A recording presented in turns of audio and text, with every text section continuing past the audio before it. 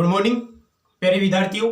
अपन 10th class की सामाजिक विज्ञान पढ़ रहे थे और मौर्य वंश का जो पहला शासक था वो अपन ने पढ़ा था चंद्रगुप्त मौर्य। आज जो अपन पढ़ने के लिए जा रहे हैं चंद्रगुप्त का पुत्र बिंदुसार। आज कौन सा पढ़ रहे हैं?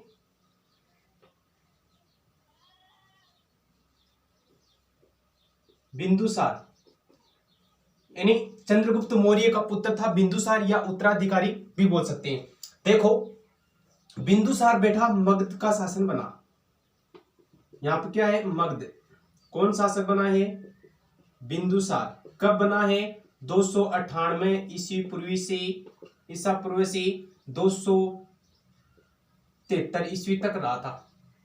कितनी तक रहा था? 273, कहीं 72 भी मिलता है। 273 ईस्वी तक बिंदुसार रहा था। देखो मगध।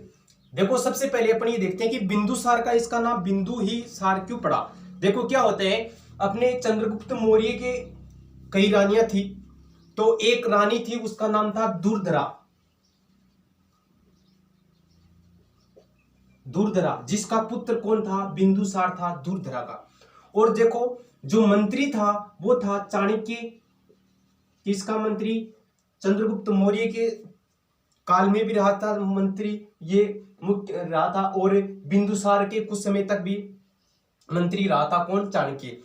तो देखो विष कन्या होती थी प्राचीन समय में। जो कन्याएं होती थी वो क्या होती थी? विष कन्याएं होती थी, यानी जहर वगैरह उनमें रहता था। तो इसलिए कोई कन्याएं होती है, जो स्त्रियां रानियां होती है, वो चंद्रगुप्त को अपने जहर के माध्यम से मारने दे, इसलिए चाणक्य था ये विष पियाता था। किसको? चंद्रगुप्त मौर्य को। यानी जो मांसपेश है या फिर कोई मछली वगैरह या सांप वगैरह, इसका यानी विष घोलकर वो दूध में पियाता था। एक दिन जो प्याला दूध वाला था जिसमें विष मिला हुआ था, वो दुर्धरा ने पी लिया। गलती से किसने पी लिया? दुर्धरा ने पी लिया। और फिर तो जो जन्म हुआ किसका? बिंदुसार का। जब बिंदुसार को हॉस्पिटल में ले गए तब उनका जन्म हुआ।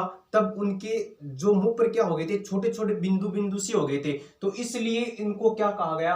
बिंदुसार कहा गया। और उस समय दुर्धरा की क्या हो गई? मृत्यु हो गई। और बिंदुसार को क्या कर लिया गया था? बचा लिया गया था। फिर देखो क्या होता है, उसको एक संख्या हो गई। किसको? बिंदुसार को। कुछ समय बाद शासन बनने के बाद में चाणक्य को ये शक था, यानी चाणक्य पर शक था। किसको? बिंदुसार का, कि तूने मेरी माता को तूने मारा है। इसलिए बाद में कुछ समय तक प्रधानमंत्री रहा था बिंदुसार के साथ। फिर उन्होंने इसको छोड़ दिया था। जो इसका नया मंत्री बना था वो खल्लाटक था।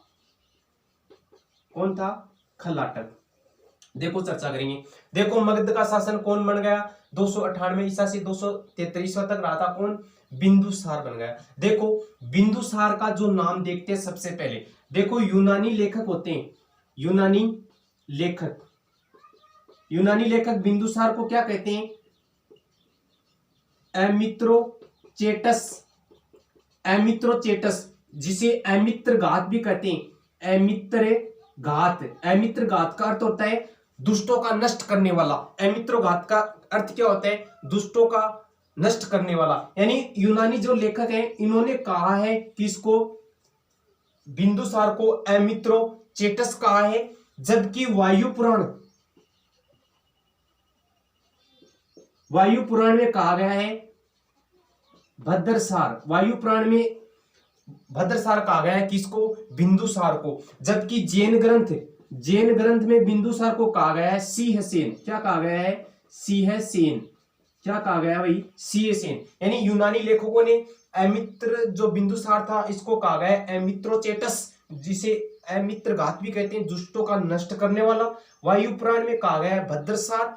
और जैन ग्रंथ में क्या मिलता है? इनका नाम सिंहसेन मिलता है। जबकि एकमात्र जो सांची का स्तूप था उस स्तूप में सिर्फ बिंदुसार नाम मिलता है। फिर देखो इधर थे यूनान की तरफ अगर चलें तो यूनान में संबंध अच्छे थे, क्योंकि मौर्य शासन के समय यहाँ पे जो संबंध थे वो अच्छे थे। तो बिंदुसार के साथ भी अच्छे थे। देखो एक यूनानी जो शासक था एंटियोक्स प्रथम, इसने राजदूत भेजा डायमेक्स को। कहां पे भेजा? बिंदुसार के पास भेजा। किसको? डायमेक्स को राजदूत बनाकर भेजा। फिर देखो मिस्र का टोलमी था। मिस्र का टोलमी जो सेकंड था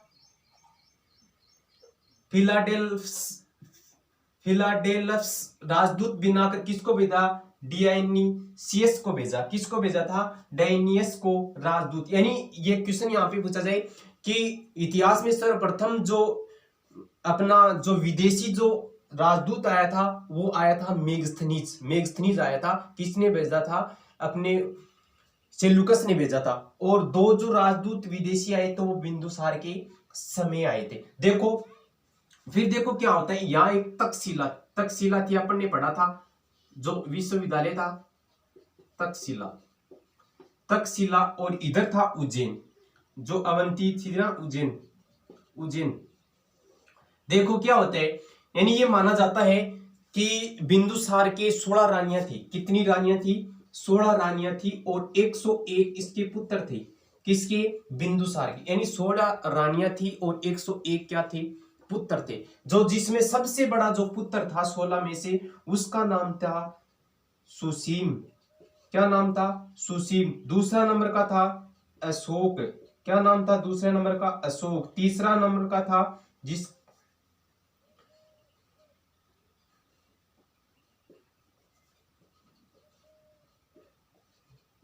तिस्से। तीसरा नाम का क्या मिलता है, नाम तिस्से मिलता है। क्या मिलता है, तिस्से नाम मिलता है तीसरा। तो देखो सुसीम था सबसे बड़ा, इसको तक्षशिला भेजा गया। कहां भेजा गया, सुसीम को तक्षशिला। और उज्जैन का जो शासक, उज्जैन किसको संभाल दिया गया, अशोक को संभाला गया, उससे को। लेकिन एक बार क्या होता है, एक बार तक्षशिला में विद्रोह हो गया। क्या हो गया, विद्रोह हो गया। और ये विद्रोह सुसीम से नहीं दबा। किससे नहीं दबा, सुसीम से नहीं दबा। तो अशोक को भेजा, कहां, तक्षशिला में भेजा। और अशोक ने ये इस विद्रोह को क्या कर दिया, दबा दिया। फिर देखो इधर नेपाल है, नेपाल में विद्रोह, वहां पर भी अशोक ने इस विद्रोह को क्या कर दिया, दबा दिया। तो इसलिए यहां पर अनुमान लगा सकते हैं कि एक शक्तिशाली जो शासक बनना चाहिए वो किसको बनना चाहिए, अशोक को बनना चाहिए। लेकिन जो सेनापति थे, एक तो राधाकृष्ण था, राधाकृष्ण, एक विक्रमादित्य। ये दोनों, यानी विक्रमादित्य था, ये तो बना रहा था सुसीम को राजा बनाना चाह रहा था, अगला जो बिंदुसार के बाद जो शासक बने। जबकि राधाकृष्ण था, ये किसको बनाना चाह रहा था, ये अशोक को बनाना चाह रहा, क्योंकि अशोक शक्तिशाली था, इसने विद्रोह भी दबाए, सुसीम से विद्रोह नहीं दबे। तो फिर दोबारा जब विद्रोह हो जाता है तक्षशिला, फिर भी सुसीम से नहीं दबा, तो फिर राधाकृष्ण होता है, ये अशोक को भेजता है कहां, सुसीम के पास। जबकि विक्रमादित्य था, इसने एक चाल चली कि अशोक तो वहां चला गया और सुसीम को कह दिया कि आप यहां आ जाओ, और जो पाटलिपुत्र है वहां पर जो आपके पिताजी बिंदुसार हैं, ये मरने वाले हैं और आपको क्या कर देंगे, राजा बना देंगे। तो इस बात का पता चल गया राधाकृष्ण को। राधाकृष्ण ने वापिस बुला लिया किसको, अशोक को। और पाटलिपुत्र, पाटलिपुत्र में क्या कर दिया गया था, राज्याभिषेक कर दिया गया था। किसका कर दिया गया, राज्याभिषेक अशोक का कर दिया गया था। देखो बात रखने वाली ध्यान है कि चंद्रगुप्त मौर्य के बाद में जो दूसरा शासक बनता है वो कौन बनता है, बिंदुसार। बिंदुसार का जो शासन काल था वो 298 ईस्वी से 272 या 73 ईस्वी तक था। ठीक है। फिर देखो कितने अपने नाम मिलते हैं, यूनानी लेखक बिंदुसार को कहते हैं एमित्रोचेटस या एमित्रगात। वायु पुराण में कहा गया भद्रसार। जैन ग्रंथ में इसे मिलता है, इनका नाम सिंहसेन मिलता है। ठीक है। फिर देखो दो जो सेनापति, जो सैनिक आए थे, यूनानी जो शासक था एंटियोक्स प्रथम राजदूत भेजा था, किसको, डायमेक्स को भेजा था। फिर मिस्र का टोलमी फिलाडेल्फस था, जो राजपूत, किसको बनाकर भेजा था, डियोनिसियस। यानी बिंदुसार के समय दो आए थे, कौन, विदेशी राजदूत बनकर। फिर देखो जो इसके रानियां मिलती है वो कितनी मिलती है, 16। इसके पुत्र थे, कितने थे, 101 पुत्र था। सबसे बड़ा था वो सुसीम था, दूसरे नंबर का अशोक, तीसरा नंबर का था तिस्य था। तक्षशिला किसको संभाल रखी थी, सुसीम को। और अपने ये था उज्जैन किसको संभाल रखा था, अशोक ने संभाल रखा था। फिर देखो एक ये भी मिलता है कि एक सबसे बड़ी मंत्री परिषद थी किसके पास, बिंदुसार के, जिसमें 500 क्या थे, सदस्यों की एक मंत्री परिषद थी, जिसका मुख्य कौन था, खल्लाटक था। कौन था मुख्य, खलाटक था, और खलाटक इसका क्या बनता है, प्रधानमंत्री बनता है इस शासन में, क्योंकि चंद्रगुप्त के साथ बिगड़ जाती है, चाणक्य के साथ बिगड़ जाती है, किसकी, बिंदुसार की दुर्धरा की मृत्यु पर लेकर। तो ये था अपना आज बिंदुसार का टॉपिक, बिंदुसार से संबंधित, यानी दूसरा जो अपन ने पढ़ा था अशोक का पुत्र बिंदुसार। थैंक यू, धन्यवाद।